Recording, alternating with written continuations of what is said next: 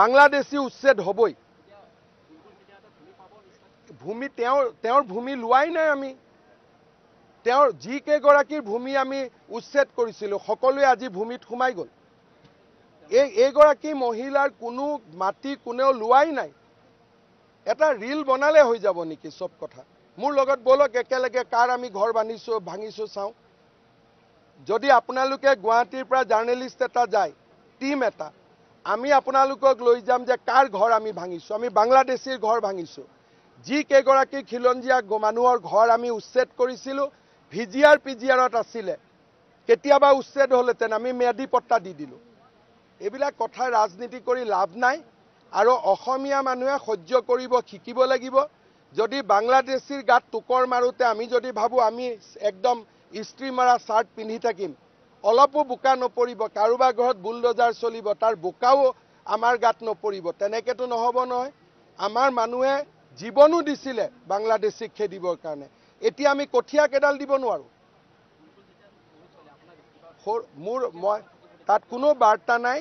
বাৰ্তা এটাই, অসমীয়া মানুহ সাহসী হ'ব লাগিব, নহ'লে অসমীয়া মানুহ অসমতে এদিন আত্মসমৰ্পণ কৰিব লাগিব। কৰিমগঞ্জ, ধুবুৰী, চাপৰ, শিলচৰ এইবিলাকৰ ৰাইজ গৈ লখিমপুৰত বহিছিলে।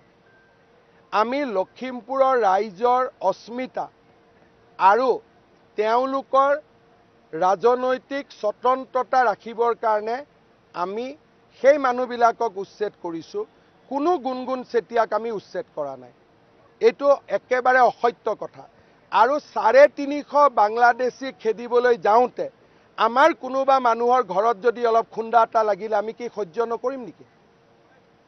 যদি আমাৰ কাৰো গাতে অসম আন্দোলনত বিদেশী খেদিবৰ কাৰণে 855 জন শ্বহীদ হৈছিল, এতিয়া যদি অসমীয়াই ভাবে যে 500 বাংলাদেশীক উৎখাত কৰক, কাষত মোৰ ঘৰটো আছে, সামান্য খুন্দা এটাও নালাগিব, তেনেকৈ জাতিটো বাচিব নেকি? তাতে কি হ'ল? কঠীয়াখিনি গ'ল, আকৌ লগাই দিলেই হ'লহেঁতেন ৰাতিপুৱা। তাক লৈতো ৰাজনীতি হ'ব পাৰে নেকি? নাই, ৰাজনীতি কোনে কৰিছে? যোনে এই মহিলাগৰাকীৰ নামত বাংলাদেশীখিনিক সংৰক্ষণ দিব খোজে। উদ্দেশ্য মহিলাগৰাকী নহয়, উদ্দেশ্য হ'ল যাতে বিজেপিয়ে উচ্ছেদ বন্ধ কৰে। কিন্তু বিজেপিয়ে কালিও চাপৰত কৰিব, পৰহিও গোৱালপাৰাত কৰিব। কোনেও বিজেপিক ৰাখিব নোৱাৰে।